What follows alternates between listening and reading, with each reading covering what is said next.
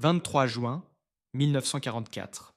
Au milieu de l'océan Atlantique, à environ 870 000 marins à l'ouest des îles du Cap-Vert, le commandant Uno Kameo se tenait dans la salle de contrôle exiguë du I-52, un énorme sous-marin cargo japonais transportant 2 tonnes d'or, 120 tonnes d'étain et du matériel de guerre précieux à destination de la France occupée par les Allemands.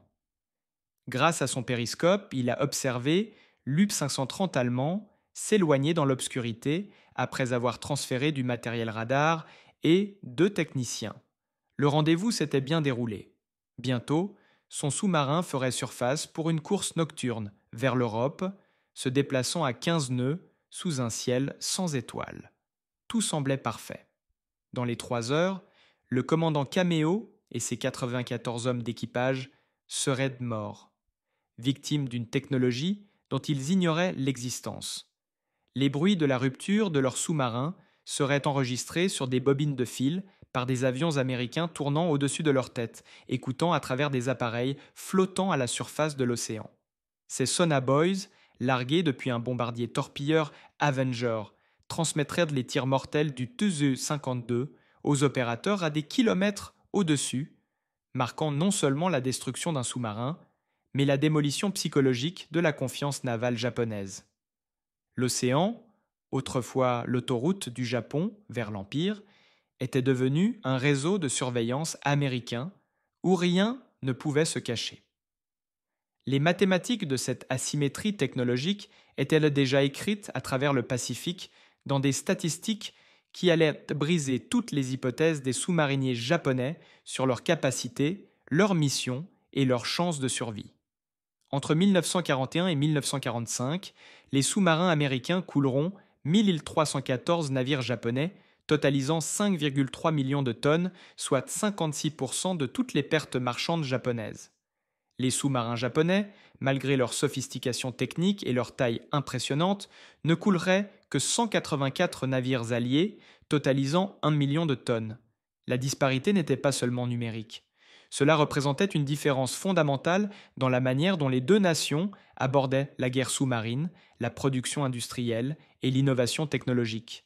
Tandis que le Japon construisait les plus grands sous-marins du monde, des sous-marins capables de transporter des avions et de faire le tour du monde, l'Amérique construisait des systèmes sonars capables de les entendre venir à des kilomètres.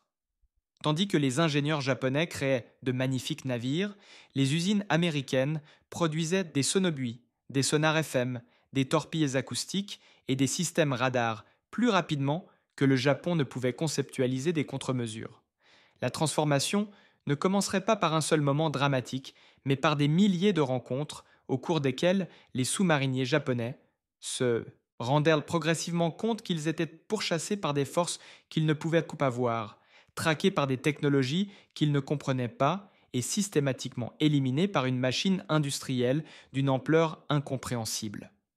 Le lieutenant-commandant Nukio Nambu, commandant du I-4, l'un des énormes porte-avions sous-marins japonais, dira plus tard aux interrogateurs américains, après sa capitulation en août 1945, que le moment où il a compris que le Japon avait perdu la guerre n'était pas dû à une bataille, mais à l'écoute du trafic radio américain lors d'une patrouille.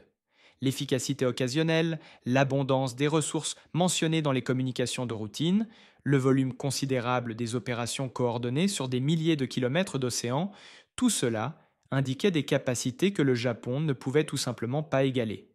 Mais pour des milliers de sous-mariniers japonais, la prise de conscience s'est faite grâce à des rencontres directes et terrifiantes avec la technologie américaine de guerre anti-sous-marine. Des rencontres qui ont laissé les survivants stupéfaits et démoralisés. L'histoire de la façon dont les équipages de sous-marins japonais en sont venus à comprendre la supériorité technologique américaine n'est pas celle de batailles dramatiques ou de derniers combats héroïques. C'est une histoire de révélation cumulative, de compréhension progressive, de choc technologique profond, qui a transformé des guerriers confiants en hommes qui savaient que leur cause était désespérée bien avant que leur nation ne se rende officiellement. La force sous-marine japonaise qui entra dans la Seconde Guerre mondiale en décembre 1941 était l'une des meilleures au monde. Le Japon possédait environ 70 sous-marins océaniques, dont beaucoup étaient l'ère de conception révolutionnaire. Les sous-marins de classe IRI 400, les plus grands au monde jusqu'à l'apparition des navires à propulsion nucléaire dans les années 1960, mesuraient 400 pieds de long et déplaçaient 5900 tonnes immergées. Ils pourraient transporter 3 bombardiers hydravions, IC M6A1 Sirine, dans un cintre étanche, les lancer via une catapulte et, en théorie, frapper des cibles aussi loin que New York ou le canal de Panama. Chaque sous-marin de classe I-400 transportait suffisamment de carburant pour faire un tour du monde une fois et demie, sans faire le plein. Parcourant 37 100 1000 marins à 14 nœuds, l'ingénierie était magnifique. Ces sous-marins étaient équipés de systèmes de compensation spéciaux pour le flânage immergé, de câbles de démagnétisation pour se protéger contre les mines magnétiques, d'un radar de recherche aérienne et de revêtements anoïques conçus pour absorber les impulsions du sonar. Les petits sous-marins japonais étaient tout aussi impressionnants. Les sous-marins cargo de type CI-52 pourraient parcourir 21 000 milles marins, transportant du matériel stratégique vital entre le Japon et ses alliés. Des sous-marins d'attaque rapide rôdaient dans le Pacifique à longue portée, orpilles et capacités sous-marines impressionnantes. Les sous-mariniers japonais s'entraînaient intensivement, pratiquaient des opérations furtives et connaissaient parfaitement leurs bateaux. Beaucoup avaient des années d'expérience. Le commandant Tatsunosuke Ariazumi, qui dirigera les opérations sous-marines à la fin de la guerre, était considéré comme l'un des meilleurs tacticiens sous-marins du Japon. Ses équipages étaient indisciplinés, compétents et confiants. Ils avaient des raisons de faire confiance. Au cours des premiers 2 mois de la guerre, les sous-marins japonais participèrent avec succès à l'opération de Pearl Harbor, remarquèrent les positions américaines, soutenèrent les opérations de la flotte et chassèrent les navires de guerre alliés. La doctrine mettait l'accent sur le soutien de la flotte, la protection des ressources navales japonaises, la conduite de reconnaissance et l'attaque de cibles militaires de grande valeur. Contrairement aux sous-marins américains, qui se concentraient sur les raids commerciaux, les sous-marins japonais étaient principalement réservés aux opérations tactiques contre les navires de guerre ennemis. Cette décision stratégique s'avérerait catastrophique. Tandis que les sous-marins japonais pourchassaient les porte-avions américains, les sous-marins américains détruisaient systématiquement la flotte marchande qui maintenait en vie l'économie de guerre du Japon. Plus important encore, cette orientation tactique signifiait que les sous-mariniers japonais rencontraient les systèmes de guerre anti-sous-marines américains, principalement dans les contextes les plus dangereux, lorsque les forces navales américaines étaient les plus alertes et les plus fortement protégées. Les premières rencontres à Pocahontas avec le sonobo ont eu lieu en 1944, après que l'industrie américaine eut perfectionné la technologie. Les sonaboys étaient dotés des appareils d'une simplicité trompeuse, de petits sonars alimentés par batterie qui pouvaient être largués depuis un avion et flottaient à la surface de l'océan, écoutant les sons du sous-marin et les transmettant par radio à l'avion au-dessus. Développés par les Britanniques en 1944 sous le nom de Code High, ils furent rapidement adoptés et améliorés par les forces américaines. L'impact a été révolutionnaire. Auparavant, un avion poursuivant un sous-marin devait maintenir un contact visuel ou s'appuyer sur un radar, qui ne fonctionnait que lorsque le sous-marin faisait surface. Une fois qu'un sous-marin plongeait, il était effectivement invisible aux avions. Les garçons sonas ont tout changé. Un avion pourrait larguer un motif de 5 sonos de couleurs violette, orange, bleu, rouge et jaune, créant ainsi une grille d'écoute sous-marine. L'avion surveillerait chaque bouée tour à tour, écoutant les sons émis par les hélices, les machines ou les mouvements du sous-marin. La technologie s'est avérée efficace et est devenue un équipement standard sur les avions anti-sous-marins tout au long de 1944 et 1945. Pour le commandant Uno Kameo et l'équipage du I-52, les premières indications que quelque chose n'allait pas sont arrivées à 23h40, le 23 juin 1944. Le bombardier torpilleur Avenger du lieutenant-commandant Jesse D. Taylor, lancé depuis le porte-avions d'escorte USS Bogg, a détecté le I-52 sur le radar alors qu'il courait à la surface. Taylor a largué des fusées éclairantes qui ont illuminé l'énorme sous-marin, puis a attaqué avec des bombes en profondeur alors que le I-52 plongeait. La première attaque a failli rater. Des explosions encadrant le sous-marin alors qu'il descendait. Ce qui s'est passé ensuite a révolutionné la guerre anti-sous-marine. Taylor a laissé tomber un garçon, Sona Violette, dans l'eau. En quelques instants, son opérateur radio a entendu le bruit distinctif des hélices du sous-marin transmis par l'engin des flottants. Taylor pouvait suivre l'I-52 sous l'eau en suivant ses manœuvres d'évitement, prédire ses mouvements et positionner son avion pour le coup fatal. Il a largué une mine Mark 24, nom de code faux, une torpille acoustique à tête chercheuse qui s'est verrouillée sur le bruit de l'hélice du I-52 et l'a suivie sans relâche jusqu'à ce qu'elle frappe. Les garçons du Sona ont tout enregistré, l'explosion, les bruits de la coque qui se brise. L'équipage du commandant Taylor a entendu ce qu'ils ont décrit comme des bruits de crépitement et de craquement d'une boîte de conserve écrasée. L'I-52 a coulé au fond de l'océan, 17 000 pieds plus bas, emmenant à la mort le commandant Cameo, 94 membres d'équipage, 14 passagers et 2 techniciens allemands. Les enregistrements de Sonaboy ont survécu dans les archives nationales. De fines bobines de fil marquaient le fil Gordon numéro 1 et le fil Gordon numéro 2, préservant les derniers instants d'un sous-marin dont l'équipage n'a jamais su quelle technologie les avait tués. Le naufrage de l'I-52 a démontré des capacités qui ont terrifié les sous-mariniers japonais lorsque les détails ont filtré via les réseaux de renseignement.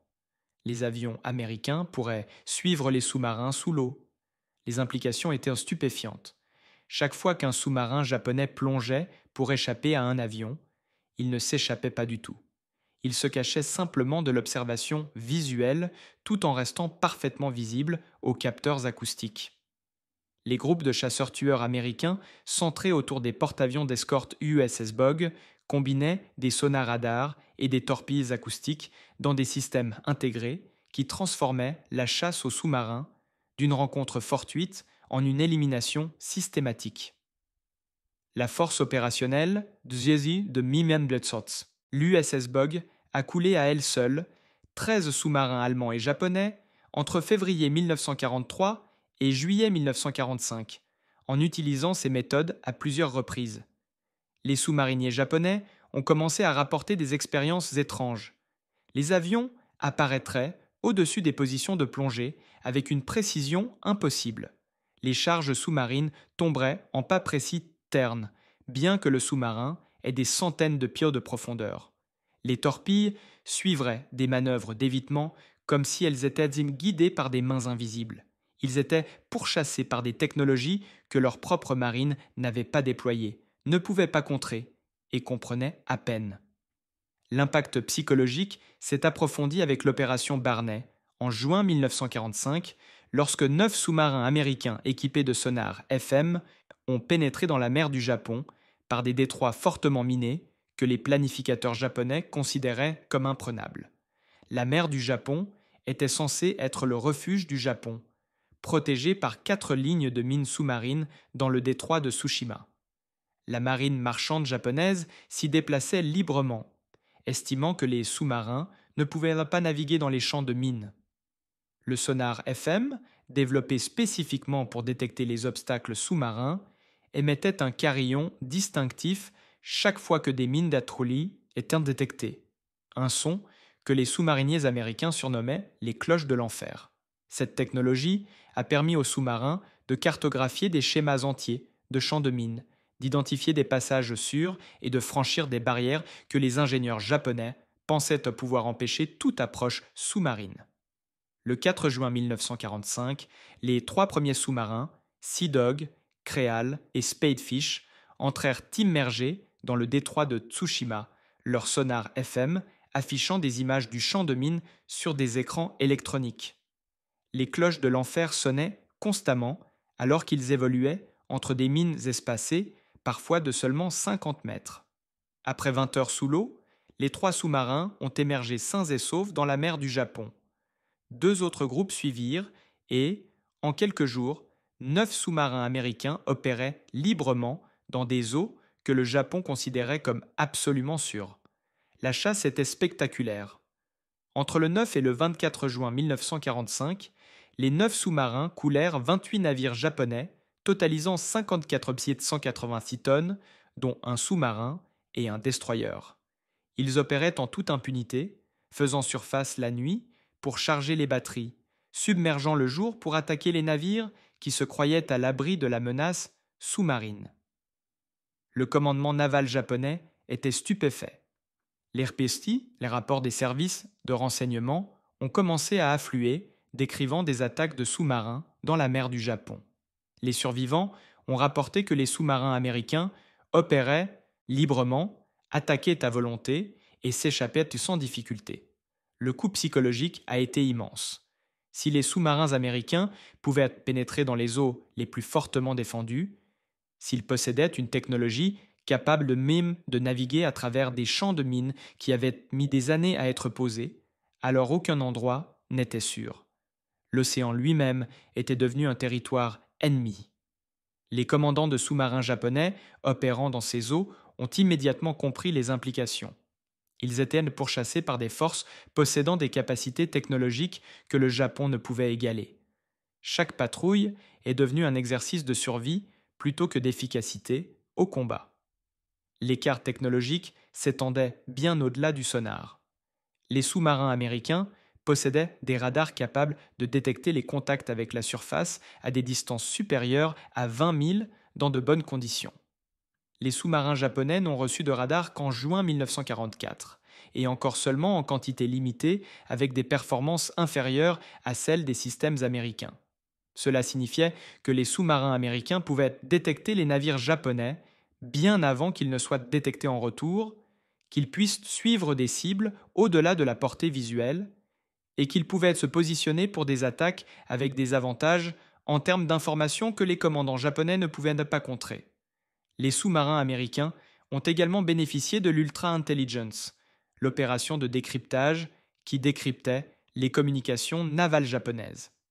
Les forces américaines connaissaient les horaires des sous-marins japonais, les zones de patrouille, les routes de ravitaillement et les plans opérationnels, souvent avant que les sous-marins japonais reçoivent leurs commandes. Combiné à la supériorité des radars et des sonars, cela signifiait que les sous-marins japonais opéraient dans un océan où l'ennemi savait où ils se trouvaient, où ils allaient et quelle technologie pouvait les suivre jusqu'à leur destination. Le lieutenant-commandant Nukio Nambu, commandant le I-401, a décrit plus tard ce sentiment aux interrogateurs américains comme étant constamment surveillé, constamment suivi, jamais en sécurité, même lorsqu'il est immergé dans un océan vide. La paranoïa n'était pas injustifiée. C'était une évaluation précise de la réalité. La disparité industrielle s'est manifestée d'une manière qui a choqué les sous-mariniers japonais, qui ont survécu et ont pu voir les installations américaines après la capitulation. Alors que le Japon a eu du mal à maintenir 70 sous-marins opérationnels tout au long de la guerre, l'Amérique a construit 314 sous-marins entre 1941 et 1945, remplaçant les pertes plus rapidement que le combat ne pouvait les infliger. Les chantiers navals américains produisaient des sous-marins à des rythmes que les planificateurs japonais considéraient comme impossibles. Le chantier naval de Mayor Island en Californie, l'Electric Boat Company dans le Connecticut, le chantier naval de Port South dans le New Hampshire et d'autres installations fonctionnaient 24 heures sur 24, lançant des sous-marins de la flotte à des intervalles que les chantiers japonais ne pouvaient pas approcher. Les sous-marins eux-mêmes représentaient des capacités industrielles dépassant la compréhension japonaise. Les sous-marins américains des classes Gato et Balao, bien que plus petits que les géants japonais, étaient produits avec des composants standardisés fabriqués dans des dizaines d'usines. Moteurs, batteries, torpilles, périscopes, systèmes sonars. Tous ces éléments provenaient d'installations distinctes et arrivaient au chantier de rassemblement en flux parfaitement coordonnés. Un seul sous-marin de classe Gâteau nécessitait environ 140 000 pièces fabriquées par des entrepreneurs dans 32 États. La chaîne d'approvisionnement n'a jamais faibli. Lorsque les sous-marins avaient besoin de réparation, les pièces de rechange étaient immédiatement disponibles. Lorsque des sous-marins étaient perdus, des remplaçants arrivaient en quelques mois. Les sous-marins japonais endommagés au combat attendaient souvent des semaines, voire des mois, pour être réparés en raison d'une pénurie de pièces. Surcharge des installations de maintenance et goulot d'étranglement industriel que les forces américaines n'ont jamais connus. La situation des torpilles illustre le fossé technologique et industriel. Les sous-marins américains ont commencé la guerre avec la torpille Mark 14 défectueuse, une arme en proie à des problèmes de contrôle de profondeur, des pannes d'exploseurs magnétiques et des problèmes de détonateurs de contact. Pendant près de 2 ans, les sous-mariniers américains se sont battus avec des armes qui n'explosaient souvent pas, ou qui fonctionnaient à des profondeurs incorrectes, passant inutilement sous leur cible. Cela aurait pu être l'occasion pour le Japon d'exploiter la faiblesse américaine. Au lieu de cela, les sous-mariniers américains ont eux-mêmes identifié les problèmes, effectué leurs propres tests et mis en œuvre des correctifs malgré la résistance du Bureau of Ordnance. En septembre 1943, les défauts du Mark 14 furent corrigés.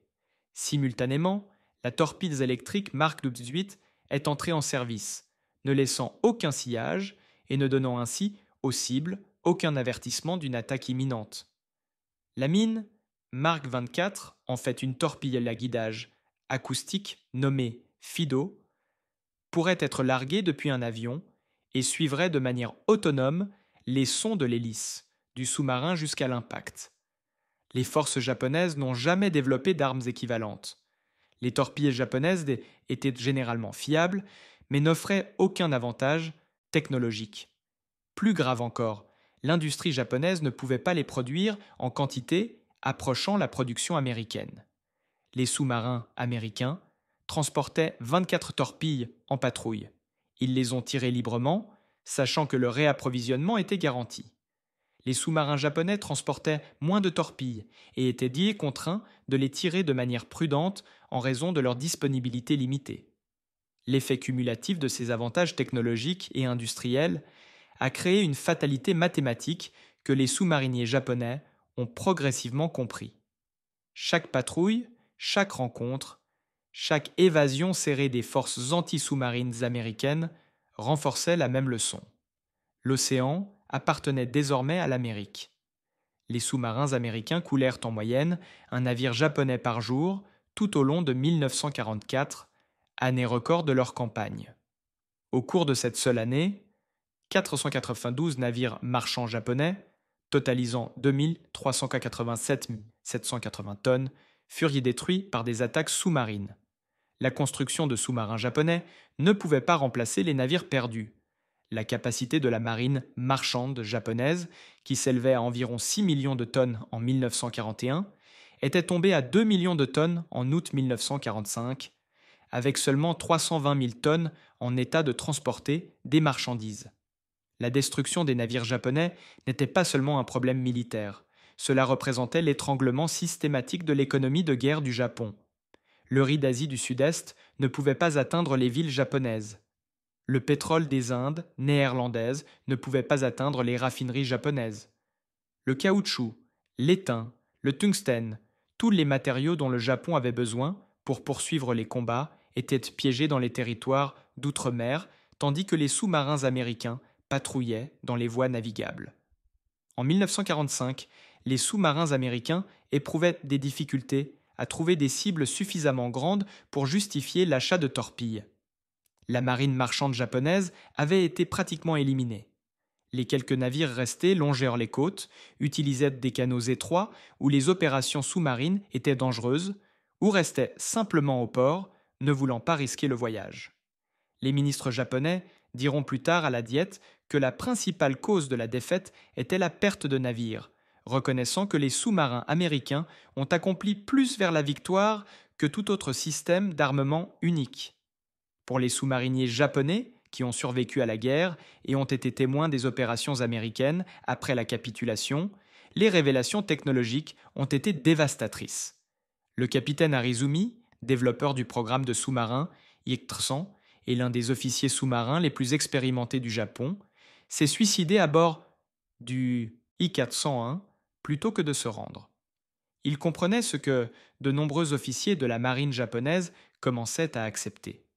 Le Japon avait défié une puissance industrielle dont les capacités technologiques dépassaient tout ce que les planificateurs japonais avaient prévu. Lorsque les porte-avions sous-marins 401 et I-4O se rendirent en août 1945, les marins américains qui montèrent à bord furent stupéfaits par leur taille.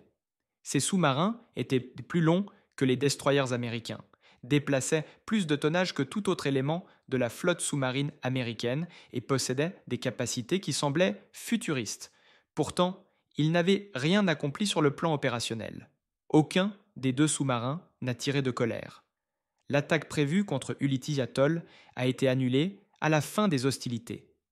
La frappe prévue sur le canal de Panama n'a jamais eu lieu.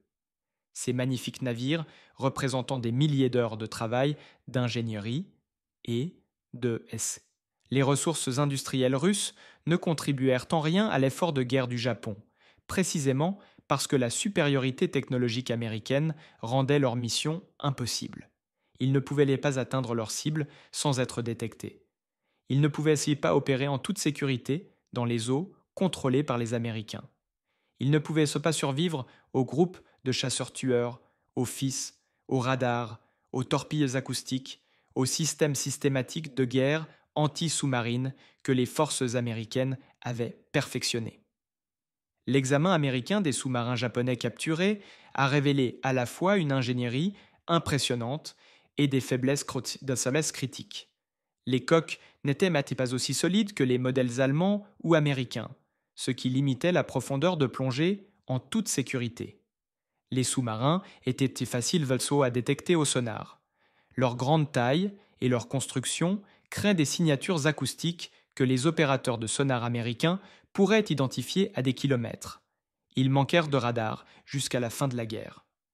Ils n'avaient pas d'équivalent au sonar FM américain pour la détection des mines. Leur défense anti-aérienne était insuffisante face aux avions américains, qui les pourchassaient avec une efficacité croissante. Plus important encore, les sous-marins japonais ne disposaient pas des systèmes de conduite de tir intégrés qui rendaient les sous-marins américains mortels. Les sous-marins américains utilisaient des systèmes informatiques de données sur les cibles qui calculaient automatiquement les solutions de tir en tenant compte de la trajectoire, de la vitesse, de la portée et des caractéristiques des torpilles.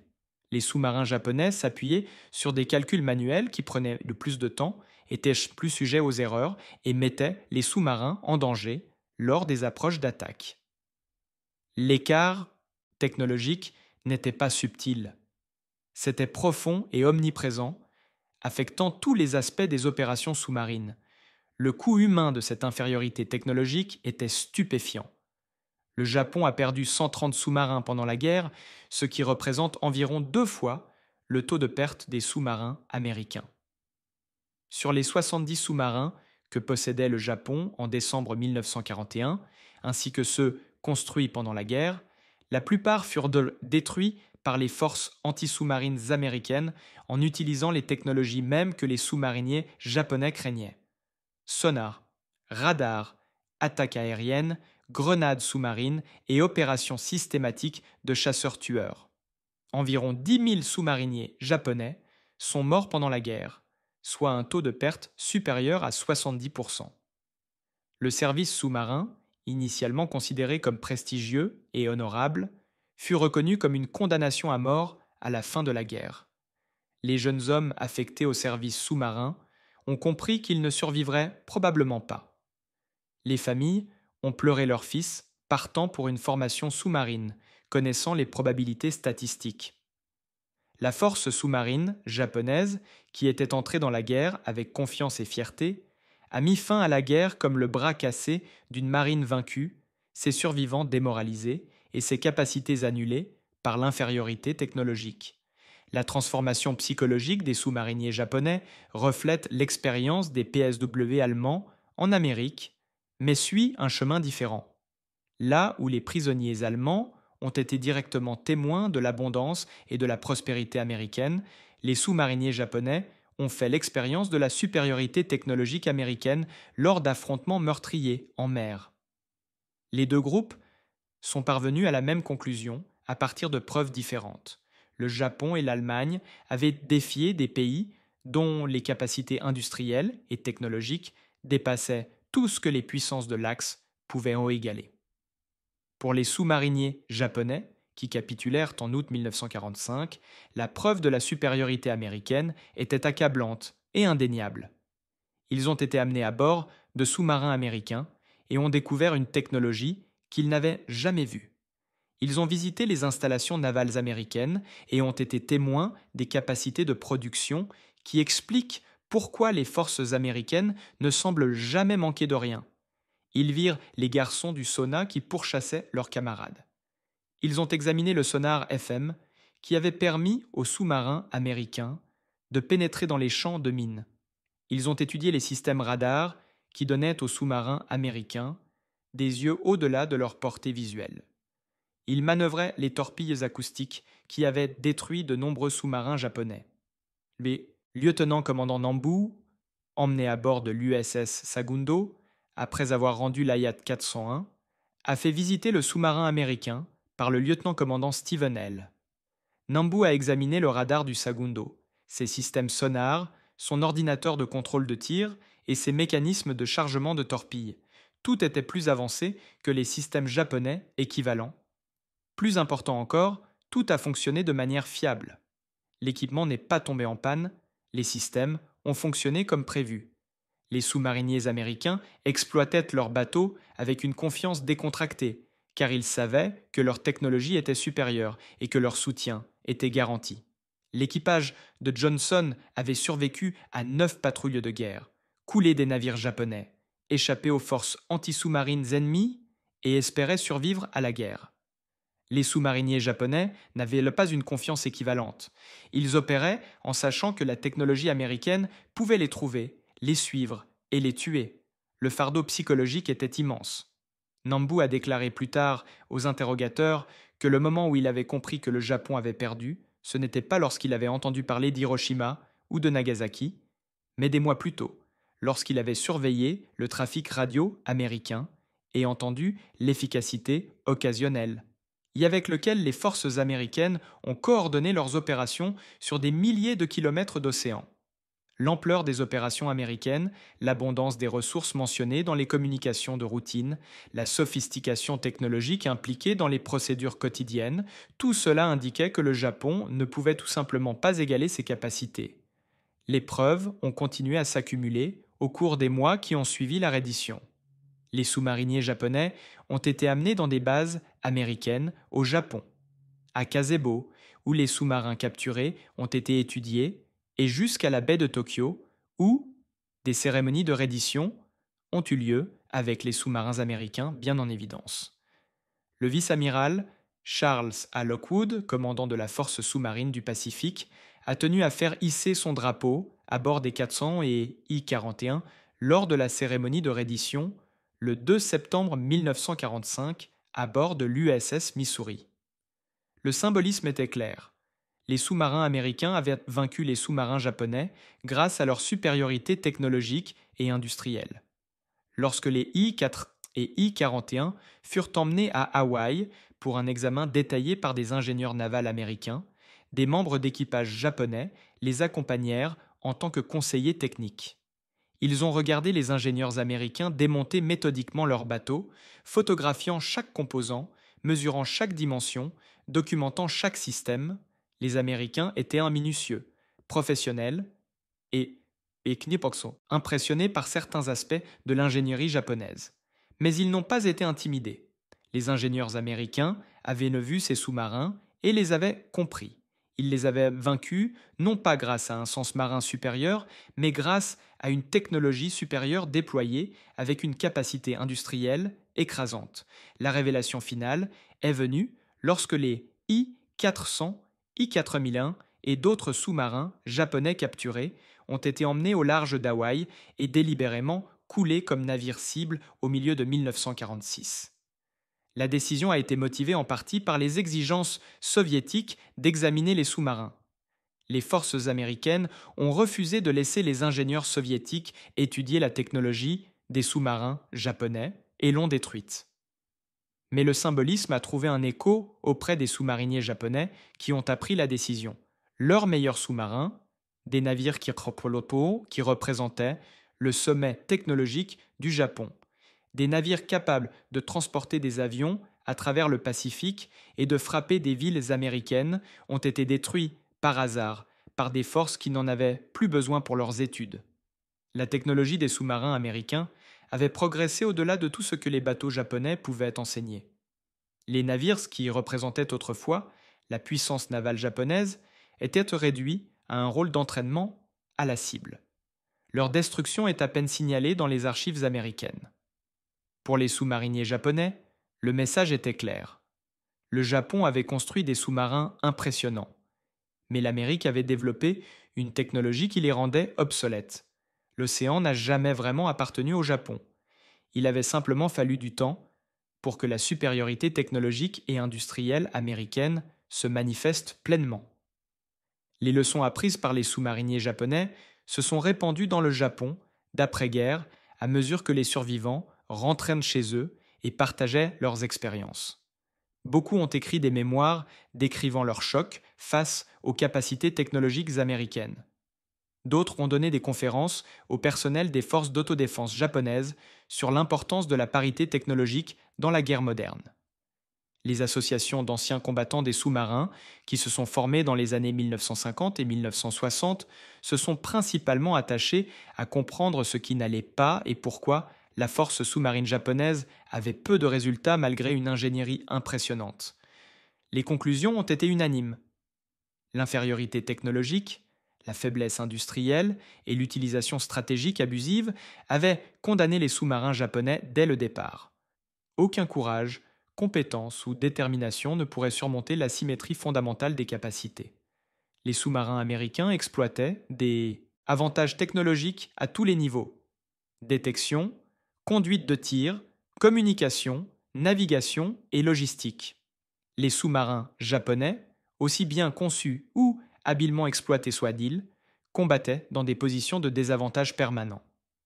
Les sous-mariniers qui ont appris cette leçon l'ont appliquée à la reconstruction du Japon d'après-guerre, influençant la politique industrielle, le développement technologique et la planification militaire pendant des décennies. Le miracle économique qui a transformé le Japon dans les années 1950 et 1960 s'explique en partie par les leçons apprises pendant la guerre. L'industrie japonaise s'est concentrée sur l'excellence technologique, le contrôle de la qualité et l'avantage concurrentiel, plutôt que sur la taille ou la grandeur. Les sous-marins I-400 avaient été impressionnants mais inefficaces. Le Japon d'après-guerre a construit des produits plus petits, plus fiables et plus avancés technologiquement. L'accent est passé de la création de réalisations individuelles impressionnantes à la construction de systèmes intégrés fonctionnant de manière fiable. Sony, Toyota, Honda et d'autres entreprises japonaises, devenues les leaders mondiaux, ont tiré les leçons des échecs militaires de la guerre.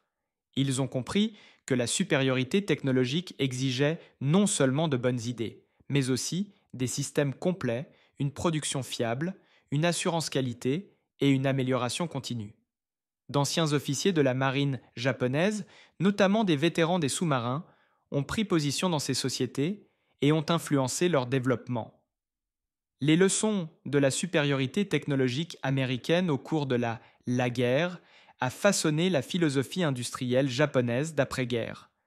La transformation fut complète lorsque les sous-marins de la force maritime d'autodéfense japonaise commencèrent à intégrer la technologie américaine dans les années 1960 et 1970. Les sous-mariniers japonais se sont entraînés avec des instructeurs américains, ont appris les tactiques américaines, ont utilisé des systèmes sonars américains et ont piloté des bateaux conçus avec l'aide américaine. Les anciens ennemis sont devenus des alliés, unis par la reconnaissance du fait que l'excellence technologique et la capacité industrielle déterminent l'issue de la guerre moderne. Pour les sous-mariniers japonais qui avaient vécu la guerre, cette transformation justifiait leur évaluation d'après-guerre. Le Japon devait égaler les capacités technologiques américaines et ne pas se contenter de les admirer depuis une position d'infériorité. Dans les années 1980, les sous-marins japonais figuraient parmi les meilleurs au monde, intégrant les leçons apprises au cours de douloureuses défaites. La boucle était bouclée. Les sous-mariniers, qui avaient été pourchassés par les sonars américains, construisaient désormais des sous-marins utilisant une technologie équivalente, après avoir appris par la défaite ce que la victoire avait appris à leurs anciens ennemis. Les enregistrements de la destruction de l'I-52, conservés sur des bobines de fil dans les archives américaines, restent un témoignage de la révolution technologique dans le domaine de la guerre. L'analyse moderne de ces enregistrements par le laboratoire de physique appliquée de l'université Johns Hopkins a confirmé que les torpilles acoustiques, guidées par les sons transmis par les sonobuoys, ont détruit de manière concluante l'I-52, la technologie qui tua le commandant Kamo et son équipage en juin 1944, représentait des capacités jamais égalées par le Japon tout au long de la guerre. Ces mêmes capacités raffinées et améliorées sont devenues la norme dans les marines modernes du monde entier. Les sonars, radars et torpilles acoustiques ont tous évolué à partir de technologies qui ont choqué les sous-mariniers japonais en 1944 et 1945. L'histoire des équipages de sous-marins japonais réalisant que l'océan ne leur appartenait plus est en fin de compte une histoire de changement technologique dans la guerre. Une technologie supérieure, déployée, avec une capacité industrielle, l'a emporté sur le courage, les compétences et la détermination. Les sous-mariniers japonais n'étaient pas des lâches. Ils n'étaient soit pas incompétents. Ils opéraient avec une technologie inadéquate contre des forces possédant des avantages décisifs. Le parcours psychologique, depuis la confiance jusqu'à la reconnaissance de la défaite, est comparable à l'expérience du PS allemand en Amérique, même si le contexte diffère. Les deux groupes se sont heurtés à des capacités américaines qu'ils ne pouvaient expliquer, qu'ils ne pouvaient contrer et qu'ils ne pouvaient finalement pas nier. Les deux groupes sont rentrés dans leur pays d'origine avec des leçons sur la concurrence technologique et industrielle qui ont façonné le développement d'après-guerre. Les deux groupes ont influencé la reconstruction en soulignant l'importance de correspondre aux capacités américaines plutôt que de simplement les admirer ou les ressentir. L'océan que les sous-mariniers japonais parcouraient autrefois avec confiance est devenu un domaine américain grâce à la technologie et à l'industrie. Les garçons sonars flottant à la surface transmettaient les sons d'en bas. Le radar a balayé l'horizon au-delà de la portée visuelle. Les torpilles acoustiques chassaient les sous-marins de manière autonome. Hunter Killer regroupe des avions et des navires de surface coordonnés dans des systèmes intégrés qui éliminent systématiquement les sous-marins. La transformation fut achevée au milieu de 1945, laissant les sous-marins japonais sans endroit où se cacher, sans port sûr ni espoir de survie. Lorsque les 9 sous-marins américains de l'opération Barney sortirent de la mer du Japon par le détroit de la Pérou fin juin 1945, après avoir coulé 28 navires japonais dans des eaux prétendument imprenables, la défaite psychologique des forces navales japonaises fut totale. Si les sous-marins américains pouvaient pénétrer dans les eaux les plus fortement défendues en utilisant la technologie pour naviguer à travers les champs de mines, alors la suprématie navale japonaise prendrait fin. L'océan appartenait à ceux qui contrôlaient la technologie. Les sous-mariniers japonais ont compris viscéralement cette leçon. Ils avaient été pourchassés, traqués et tués par des technologies qu'ils ne pouvaient ni voir ni contrer. Ceux qui ont survécu savaient que la défaite du Japon était inévitable une fois que la supériorité industrielle et technologique américaine se serait pleinement manifestée. L'océan n'a jamais vraiment appartenu au Japon. Il n'a fallu que du temps pour que la réalité s'impose. Les sonars américains, les systèmes radars, Les torpilles acoustiques et la capacité industrielle avaient transformé la guerre sous-marine. Les sous-mariniers japonais, quelles que soient leurs compétences ou leur courage, opérèrent dans un environnement où l'ennemi possédait des avantages technologiques décisifs. La prise de conscience s'est faite progressivement grâce aux rencontres accumulées, aux évasions rapprochées et aux rapports d'autres sous-marins. En 1945, cette pratique était devenue universelle parmi les survivants. L'océan ne leur appartenait plus. Il appartenait à la nation qui a construit la technologie pour le contrôler. L'Amérique avait gagné la guerre sous-marine non pas grâce à un sens marin supérieur, mais grâce à une capacité scientifique, technique et industrielle supérieure. Cet héritage perdure dans la guerre navale moderne. Le sonar reste fondamental pour les opérations sous-marines. Les torpilles acoustiques sont des armes standards. Les garçons, sonars ont été considérablement améliorés par rapport aux versions de 1944 qui patrouillent dans les océans du monde entier. Avions et navires. La révolution technologique qui a choqué les sous-mariniers japonais en 1944 continue d'évoluer avec des sous-marins modernes dotés de capacités qui étonneraient les forces américaines et japonaises de la Seconde Guerre mondiale. Mais la leçon fondamentale reste inchangée. La supériorité technologique soutenue par la capacité industrielle détermine les résultats de la guerre moderne. Les sous-mariniers japonais ont appris cette leçon grâce à leur défaite. Ils l'ont portée dans la reconstruction d'après-guerre. Ils ont influencé le développement industriel et la planification militaire du Japon pendant des générations. Les sous-marins, qui représentaient autrefois la puissance navale japonaise, sont désormais des pièces de musée ou reposent au fond des océans. Monuments aux compétences en ingénierie rendues obsolètes par une technologie supérieure. Les équipages qui les exploitaient ont appris des leçons qui ont façonné les nations.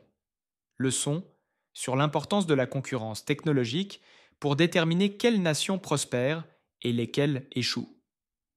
L'histoire des équipages de sous-marins japonais interceptant des sondeurs américains et réalisant que l'océan ne leur appartenait plus témoigne du changement technologique dans le domaine de la guerre, de la confiance à la reconnaissance de la défaite, de la supériorité présumée à la reconnaissance de l'infériorité. Le voyage a transformé non seulement les individus, mais a également influencé les nations. L'océan a changé de main, non pas à cause de batailles en surface, mais grâce à des technologies invisibles flottant sur les vagues, écoutant sous elles, transmettant des données à des forces qui chassaient avec une précision scientifique. Le commandant Uno Kameo et les milliers de sous-mariniers japonais morts pendant la guerre ont été vaincus par un système industriel et technologique qu'ils n'ont pu comprendre que trop tard. Ceux qui ont survécu détenaient des connaissances qui ont façonné le Japon d'après-guerre et influencé le développement naval mondial pendant des décennies. L'océan appartenait à ceux qui contrôlèrent la technologie pour le maîtriser.